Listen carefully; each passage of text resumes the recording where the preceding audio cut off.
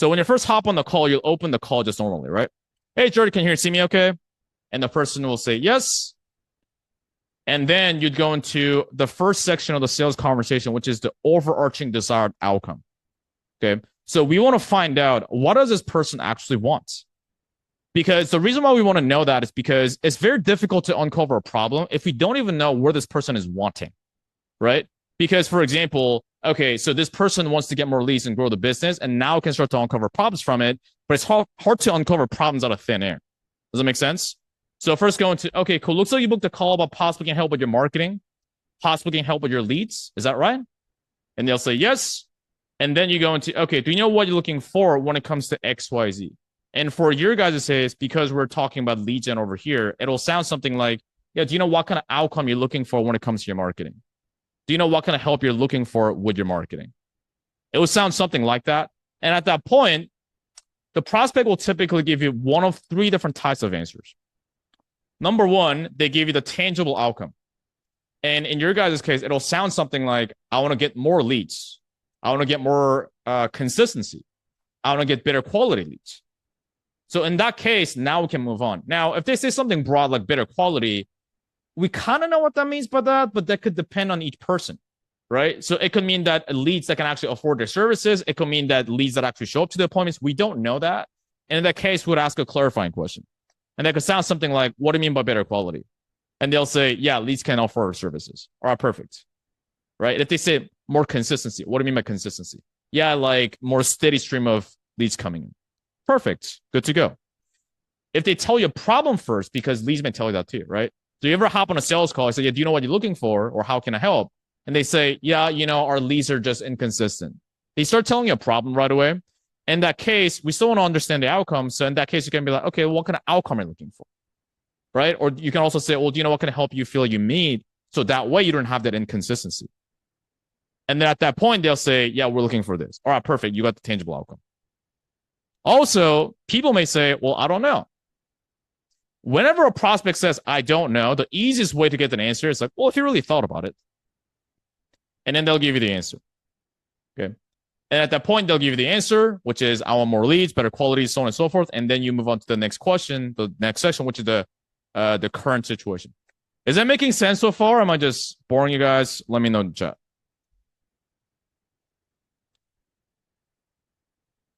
Yep. Good. All right, really clear. All right, perfect. We'll keep going on. And whenever I'm losing you guys, just let me know. Or if it's just too boring, then we'll talk about something else. And at that point, we'll go into the current situation. What are they doing to get the outcome now? So what you say, if they say we want more leads, you say something like, well, what are you doing to get more leads now? So this is called threading conversation. You take whatever the answer they give you and use that to segue into your next question. So what a lot of people do is the salesperson thing, which is, okay, John, what I'm hearing is that you want more leads. Is that right? And the problem with that is in the traditional sales space, the advice they give is like, it's good. You want to repeat back what the prospect is saying because it shows that you're listening. The problem with that, do you talk like that with your best friends? Because let's say, for example, I went to the bars last night, right? And I saw this cute girl and I'm talking to my best friend. Dude, when I was at the bar last night, I saw this cute blonde girl. And then my friend starts saying, okay, Brian, so what I'm hearing is you saw this cute blonde girl. Is that right? I'm going to be like, why are you talking like that? Like, I'll be freaked out, right? And so we don't really talk like that. And so what that does in the prospect's brain is that now, oh, this is a sales conversation. This is a salesperson. And what do? They start to shut down. And they don't give you the real answers. What happens at the end? They hit you with those objections, right? So it's called threading conversation. What are you doing to get more leads now? You just plug in the underline. You just plug in whatever they said into the next question. Making sense? All right. And they'll say either, well, we're doing this. Or they'll say, well, we're doing nothing. If they say we're doing word of mouth, then you ask, how long have you been doing that for? If they say nothing, they're not doing nothing. They're doing something. It's just they may not be aware that they're doing something, right? So in that case, what do? We zoom out. Well, it can't be doing nothing or doing word of mouth, referrals. What are you doing at the moment? And they'll say, yeah, we're doing word of mouth. Tiffany looks like she has a question. They have a question. Not yet. Not yet. Sounds good. So does April, so we're good. Not a problem. All right. Then we go into how long I've been doing that for. The reason why is because however long they've been doing whatever they're doing to get the outcome is typically how long they've had the problem for. And so at that point, they'll either tell you a specific time frame. So, oh, we've been doing that for 2 months now. Or they say a vague time frame, which may sound something like, for a while. But for a while is very subjective, right? We don't know how long is that. So in that case, we can be like, okay, like 2 days too long, 2 years too long. And then at that point, they'll tell you the specific time frame, which is, yeah, we've been doing it for 2 years. And after that, I just like to keep it simple, right? Is it working? Because I've heard different variations of this question, and it just, to me, just didn't feel that conversational. So I just like to ask it this way, because this is how I would talk in a regular conversation, right? Was it working? And then after that, we're going to the problem section, right? So this is when we, a lot of you have dropped in the chat is uncovering the problem. This is where we get into it. In this section, they can only give you 2 types of answers.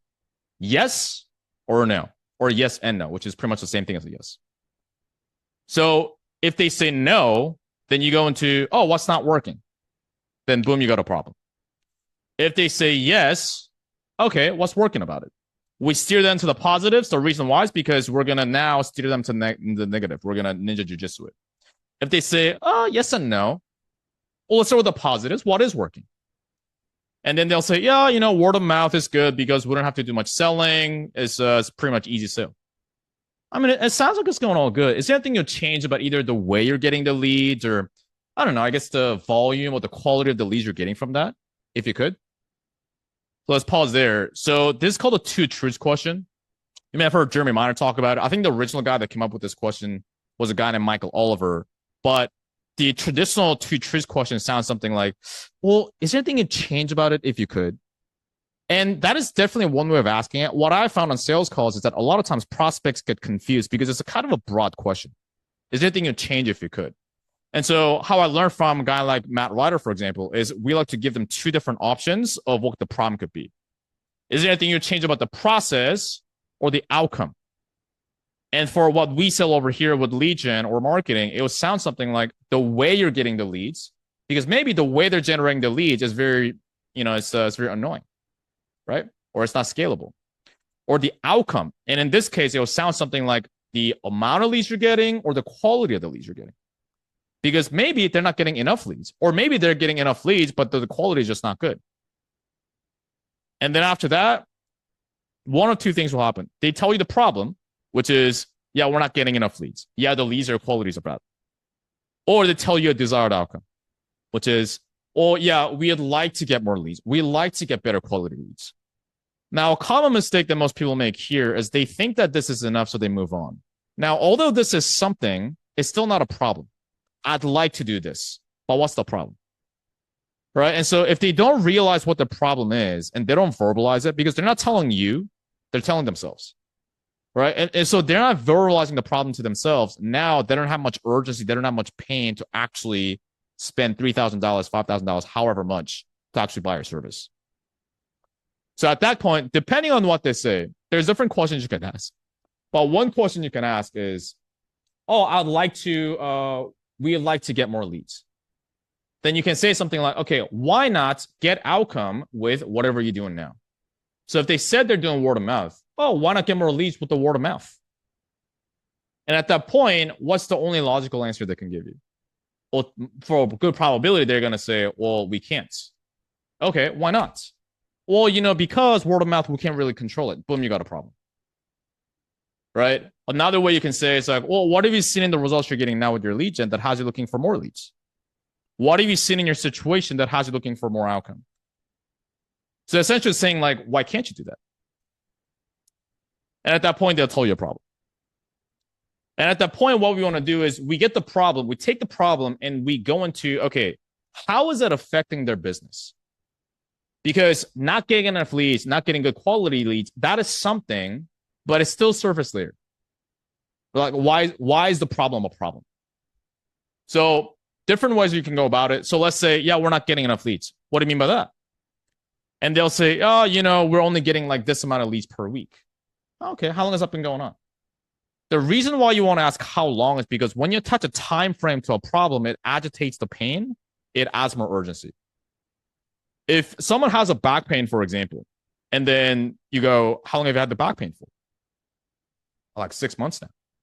Because a lot of times people are in their day to day, they don't even realize how long the problems are going on, or they kind of forget about it. So when you ask them again, brings top of mind, adds more urgency to it. Does it make sense?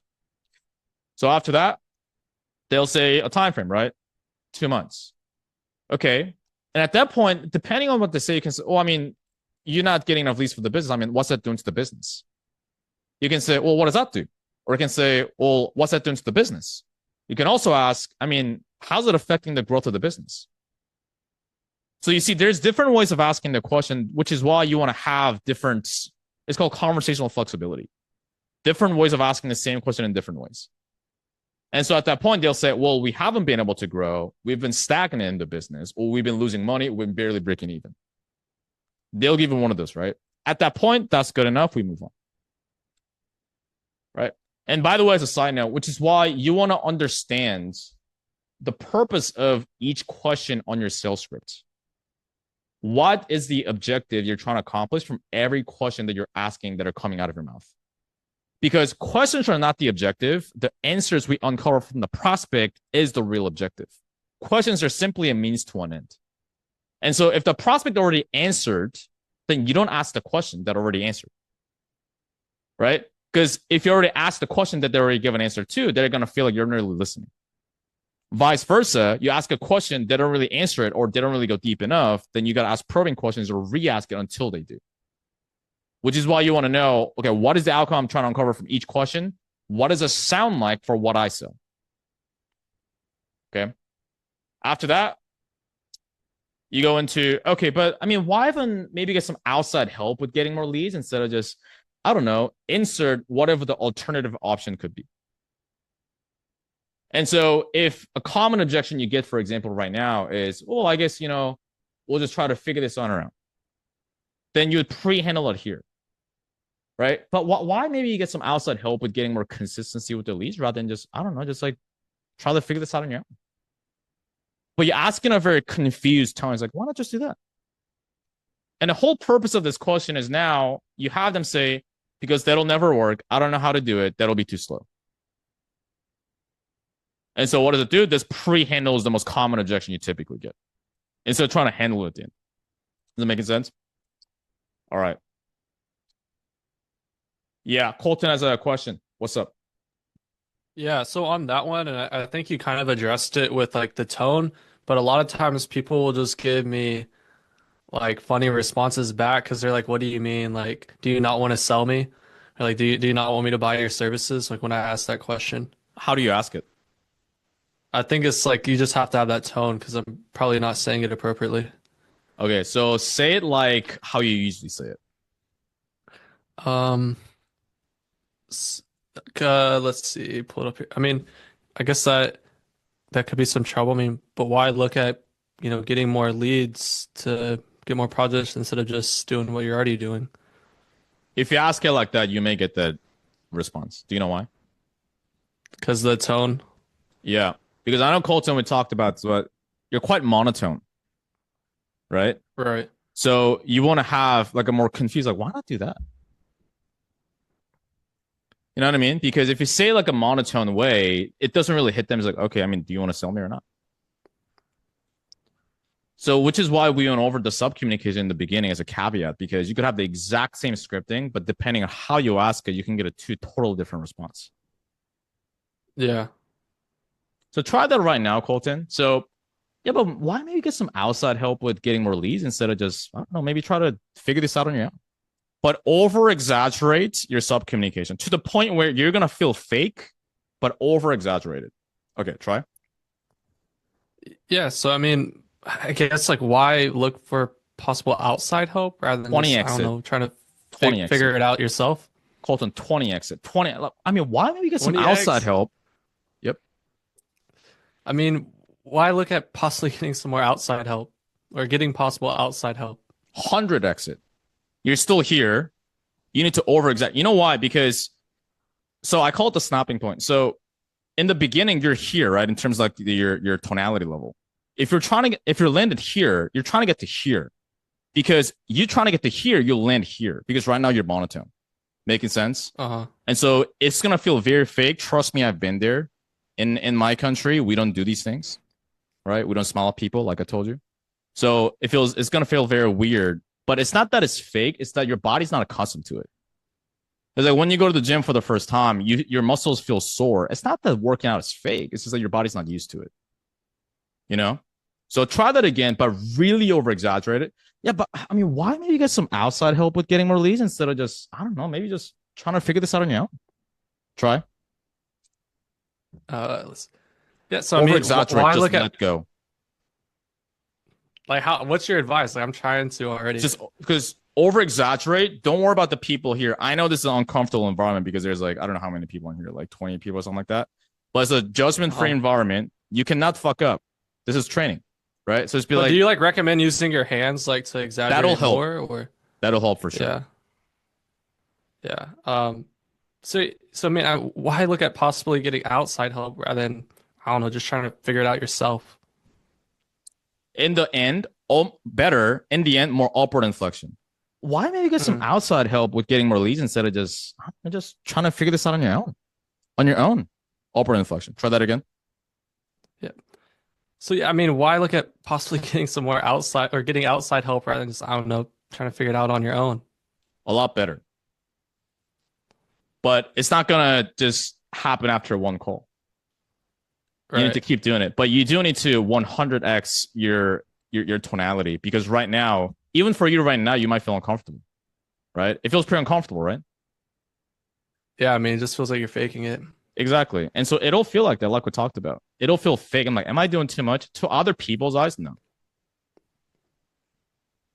Yeah. We'll keep Makes going sense. there, but it's a constant process, brother. It's like you can't do it one time and just expect to do it. So sales is like as business owners, you know, as founders, like we learn this stuff, right? And so it's a performance-based activity, such as playing basketball or playing music or being an actor. And so if we look at those performance-based professions, those people are like repetition after repetition, like a lot. So it's one of those things where it's not sexy. You just gotta like keep doing it, like get the right feedback. But we'll keep moving on from here. All right, cool. So after that point, you can chunk down, right? Okay, so let's say you do get the quality leads. Where would you like the revenue to be at? Let's say 3 to 6 months from now. They'll say 100K a month. Okay, where are you at now? So we're gonna see the gap. They'll say we're like 20K a month. And at this point, we go into the solution section. Now, what we're trying to do here is we try to uncover what have they done in the past, if anything, have they tried something or not, and what happened there. Because if they haven't tried anything and they've had their problem for 3 6 months, then red flags are going by our head, right? Because why didn't they take action? Why didn't they try to look for a solution or do something about it? Because if we don't pre-handle this here, what's going to happen at the end of the sales call? They're going to give you that exact objection, right? And also, if they have tried something, you don't address that, then that could also, right? Because in their mind, because the common one in the lead gen space is what? I've been burned before. And so if you don't pre-handle that later on, listen, this sounds all good, but we got burned before. So yeah, let me just give me some time to think about it, which is why we want to pre-handle it. Okay. Now, let's go into the situation of I've been burned before because that's a common one for all of us here, right? So you first go into, okay, so before you start talking to me, were you looking for ways to get better leads and grow the business to 100K a month, or what have you been doing? And let's just say, yeah, listen, we tried something before and we got burnt. Now, that's a pre-objection, or that's an objection that happened before the price drop and the pitch. And so what objections are concerns. And so with any concern, first thing we want to do, if it's not clear, we want to clarify. Because when they say they got burnt, do we know exactly what they mean by that? Because I don't know. I don't know what exactly happened, right? Did they run away with their money or like what happened there, right? So first one, step number one is clarify. Oh, what happened? Or what do you mean by you got burnt? And they'll Can I explain yada, yada, yada. can I ASAP. jump in and say this with you with like that same scenario? I had this happen literally yesterday. Yep. So he's like, yeah, I mean, I have been looking. I've tried every single lead gen company out there. I've tried Facebook ads 100 times. I've tried Google. I've tried it all. none of it works. We can role play that right now. Yeah. All right. Asa, say that again. Yeah, so I mean we have been. I think this Okay. is like the 15th call I've been on this year for this kind of thing, for Good getting more leads. Lord. It's a lot of Yeah, calls. they've closed me before too. I've tried Okay. tons of nothing So what works. did you actually try though? Say that one more time. What did you actually try? I tried this company, this company, Okay. this company, this company, Okay. and these were shit. Okay. So those are fairly decent companies, but what were they helping you with specifically? Getting more leads in the door. Okay. I've And also tried what were the exact results of that? well, they're just the leads were just garbage. They were not qualified, they didn't have money, or they never answered the Yeah. phone. They fuck off as soon as they did Yeah. answer. They Why is that, like, do you feel? hmm? Why is that, do you feel? The leads were garbage. I think they just weren't doing any vetting, and I even tried a company Mhm. that was like calling all the leads, and they said they were doing the vetting, but Yeah. got to me, they were by the time they got to me, they were Uh-huh. What was our average speed to lead after generating the leads? mine. Well, you said the companies were apparently vetting and actually calling up those leads after generated, right? So what was your Yeah, average speed to lead? I'm not sure. If you thought about it, it's like would you say like 3 minutes, 30, 3 hours? I have no idea. They didn't share any of that stuff That with could be me. some trouble because as we both know, once speed to lead goes past 5 minutes, what happens? Well, conversion rate drops by 40%, right? Like a show rate drops by 30%. Yeah. And so if they're not sharing you that information, and typically most companies don't have the right system to be able to do that. So could that be part of the reason that the leads were not good and they were not vetted? I mean, maybe, but even the ones that like I did get connected with, like they were Yeah. just horrible. They were looking in the wrong parts of town. Yeah. They were, not shopping at the right accurate, doable price points. Yeah. How often Nothing. were they testing the new ad creatives? I don't know. I would check in on my ads manager every now and then. There was a ton of stuff in there all the time. Yeah. If you thought about it though, like how many times a week would you say they're testing the new creatives? I have no idea. They don't tell me. Would you say okay, so that's another issue. But would you say like more like one a week, 10 a week? Like how many would you say? If you really Maybe thought about it. one or two. One or two. Okay. Because we both know if you're not testing at least 5 creatives per week, then obviously ad fatigue kicks in. Right. And so at that point, people are getting sick of seeing the same ads all over again, which is why lead quality goes down. So could that be part of the reason that the lead quality wasn't that good? It might be, but either way, like I've tried this with like 8 different companies. I don't think every one of them is doing the exact same thing. I'm convinced that these leads are just the ones that come from Facebook are garbage. Well, potentially. Do you believe that because people are on Facebook, right? So do you believe that every single person on Facebook are just people that can't afford your services? Like every single one. Yeah, I think I think people who want to buy in my market definitely aren't looking Not for a agents. single one. No, not really. Okay, so you mentioned that what's your niche, Asa, like mortgage officers or what is it? Real estate agents. Real estate. Okay, so not a single real estate agent in let's say the Florida market. In the Florida market, do you believe not a single one is making any money? I mean, maybe in Florida, but not in Fort Lauderdale. We have this discussion at my office all the time, and we get into it about Facebook ads, what strategies are working well. None of the top agents in my office have seen this work. Because I know for sure there are real estate agents in Fort Lauderdale that are making at least 7 figures a year in commissions. Because here's the thing, brother. Here's the thing, brother. If you believe that this is impossible for you to generate quality leads, and it is impossible for you to actually grow the business, then you're right. So why would you rather choose? Keep telling yourself that no, I've tried everything, it's impossible, and just throwing the towel, or are you actually going to get outside of your comfort zone and keep trying one more time? Only one of those gets you closer to your goal, but that is your choice. That's a good way to do it. And I kind of went that direction with it too. But I think at that point, I don't know, dude. These guys are just like really, really difficult. It's like once we get past that, then it's partner and this and that. And well, Asa, I guarantee you definitely were not doing that on the call. I guarantee you that. But not like with real estate agents, I've talked to these guys for 2 years, man. I know this is the third common avatar on my last company. So I know they're slippery, they're vague. So the thing is, with a lot of these guys, they have high ego. They're just slippery. They're basically vague, right? And so because of that, they'll try to give you bullshit answers, right? And so the mistake is just letting them get away with vague answers, but you don't want to do that. You want to do the opposite. The moment you sense like a vague or like a bullshit answer, you course correct them immediately. We need to coach these people on how to talk. What I mean by that is if they don't answer the question, you re-ask it. If they give you a vague half-ass answer, you ask it again. And then if they keep doing it, you challenge it. Right? So, you see what we did there, right? First, I try to reframe it. Well, could that be why? Could that be right? You kept saying like, no, I tried everything. Like, none of these things work. I'm like, oh, bro, let me pause you there. I mean, do you believe that it's impossible for you to generate quality leads and really grow the business? Because if you believe that, you're absolutely right. Because you will not take the tangible actions for you required to get to your goal. So you have a choice. You can keep victimizing yourself, do nothing, or it can be like, you know what? It's my responsibility. Let me try one more time. Only one of those things gets you closer to your goal. So as an agent that wants to get to 7 figures a year, what would you rather choose?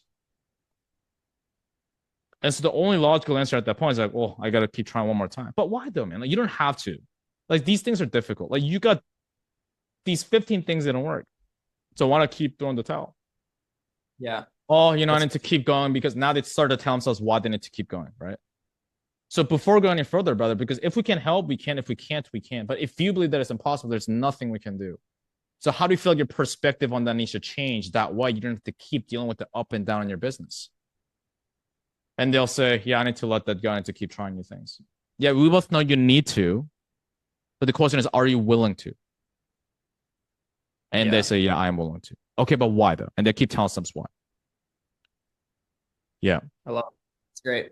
There we go. All right, cool. All right. We'll get back into Tiffany. You had a question? Yes, but maybe after you finish your presentation. All right, no worries. So we'll go back in here. So that's one example of how you do it.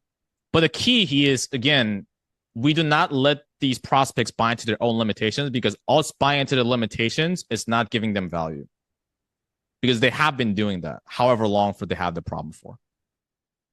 All right. And then we go into the ideal solution. After you reframe that, you tie it down, their perspective, they're willing to change. Okay, so let's do this, because I want to make sure what we do would work for you. What are you sort of looking for in a potential partnership in order for you to grow the business? Like, what would be your ideal criteria?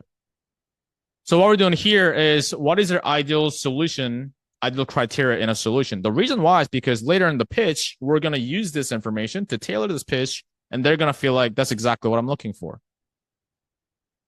But we ask in this like specific way, right? So like, what would be your ideal criteria?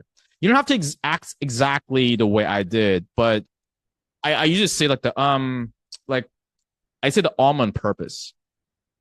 Because if you ask it too smooth, it just feels like a too scripted. This person's like rehearsed this too much. And so at this point, well, in lead gen case, right? Typically, it'll be something like what? Like good communication, good reporting, whatever, something, those things, right?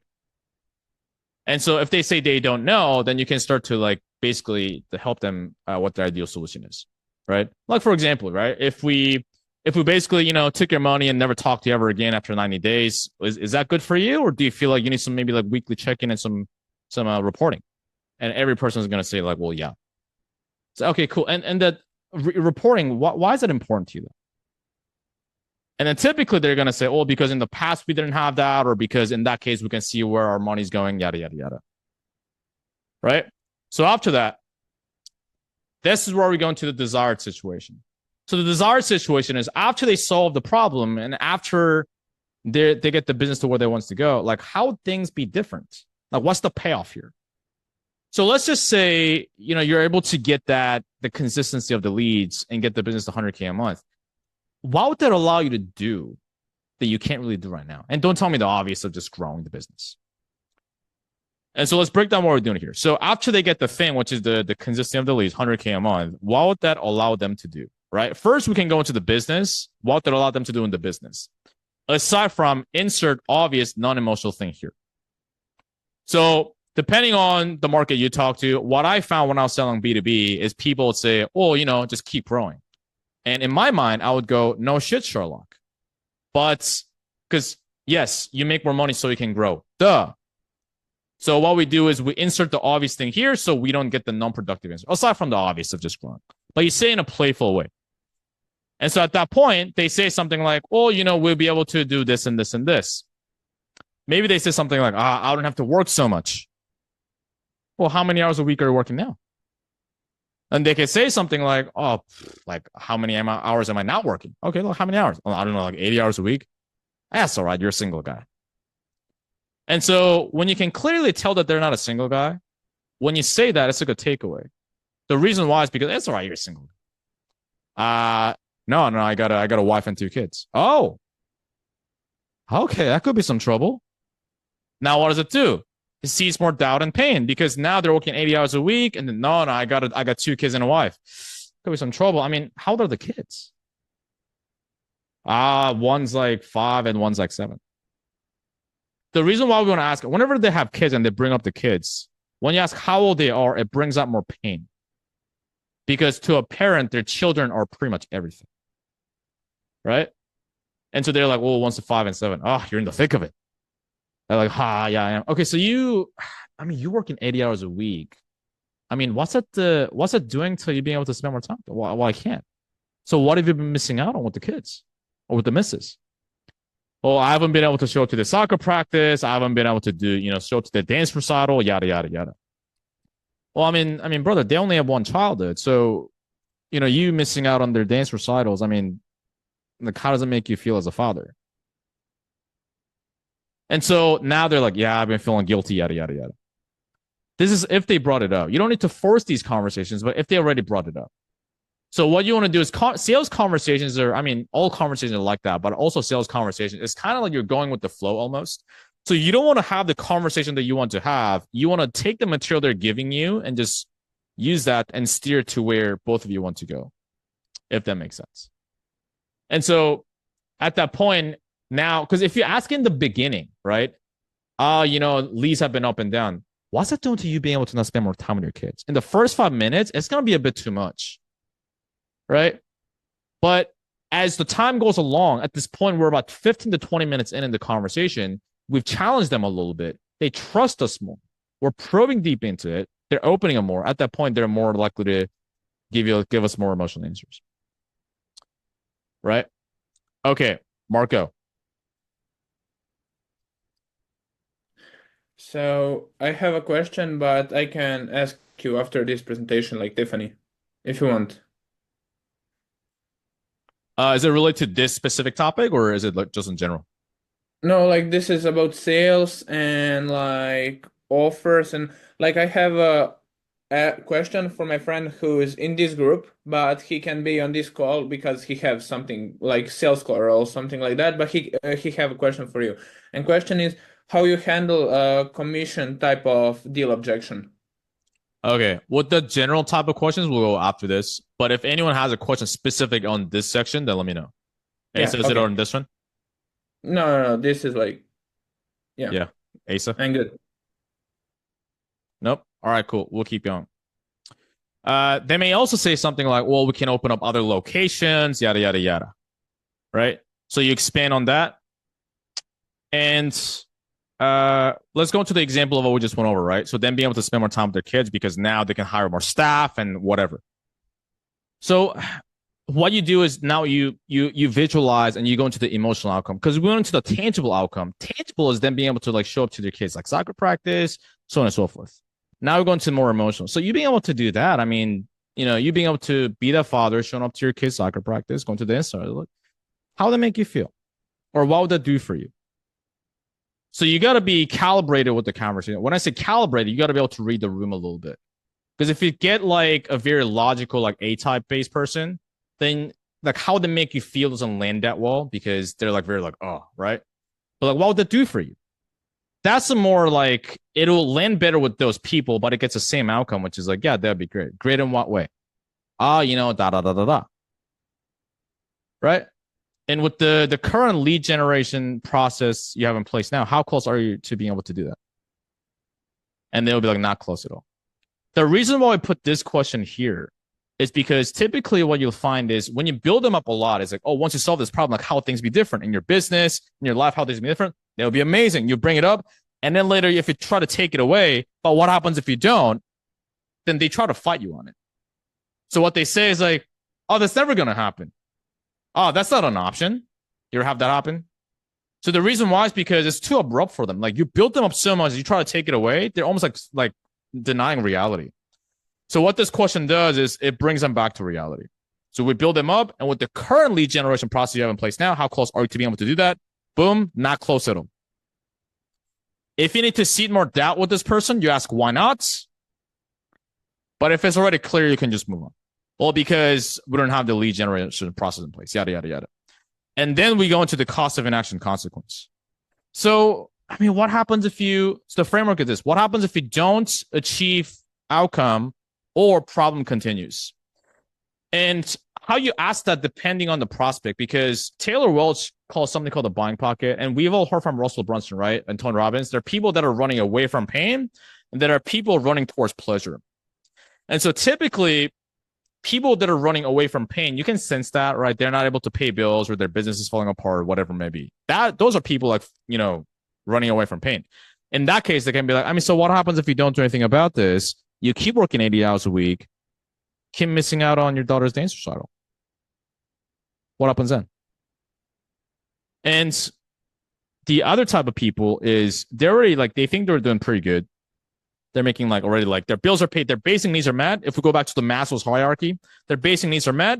They want this. What happens if you don't get that? And so the common mistake with this question that people make is that they make this question too generic. So what happens if you don't get the better leads? It's like, it'll be all right. Because it will be all right. Like because you're asking like a very feature-based question, right? But what you're going is you're going to the heart of the problem, the heart of the desired outcome.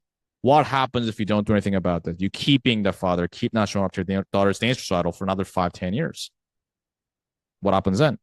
Do you see how that's a lot more painful and a lot more graphic question? Pulls out more pain and emotion. And so at this point, typically what happens is one of two things. They say, oh, something negative. That would suck. That would be bad, whatever it may be.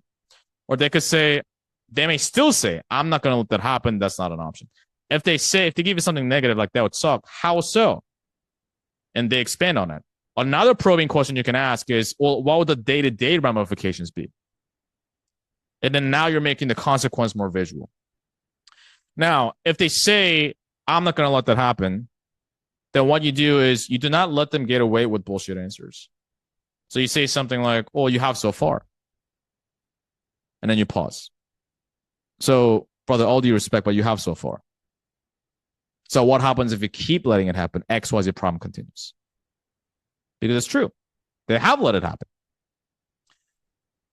And at this point, usually they'll tell you the actual consequence. But there are some people that are still fighting on it for whatever reason.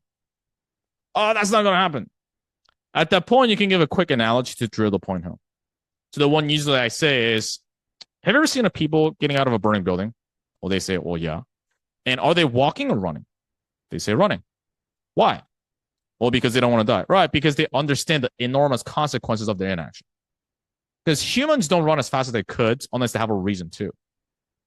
So if you want to run faster, be the father that spends more time with your kids or whatever, then you also need something you're running away from. So what's that burning building for you? What actually happens if you don't? So the reason for the analogy is that now it's a more graphic example in their head. It's like, okay, now I'm starting to understand this person's intent behind this question. Because at times, they may genuinely not understand the intent behind your question, right? So they're giving you the answer that they think you want to hear, which is like, oh, I'm never going to quit. But like, oh, brother, I get the willingness. It's not about the willingness. I'm saying what's the actual ramifications? Because if you don't have a burning building, you won't run as fast as you could. Because that's how human beings work. It's like, oh, yeah, at that time, bada bada bam, consequence. Once you got something good enough, you want to settle for that? They said no. The reason why is because we want to get them to a state where they're not going to let the problem happen and they actually want to take action. Right? And at that point, typically people ask, okay, but why now though? Why not later? I like to do a takeaway. So I say something like, but hey, you don't have to do anything about this now. I mean, you have pushed it off for the last 6 months. Why not just push it off for another 6 months? It's easier. Most people do. But the thing with this is it's a more advanced way of doing it, and your sub communication needs to be dialed in, and the relationship you have with the prospect needs to be this kind of dynamic.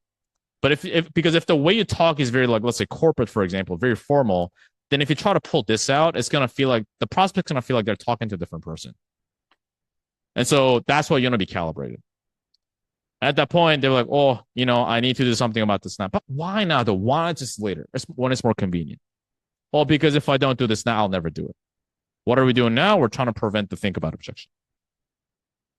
All right, well, based on what you told me, I think what we do would work. So if you want, I can just walk you through what we do, how we do it, and hope you get to the 100K a month. Be that father that's spending time with your kids. Would that help? They'd be like, yes. And then you go into the pitch.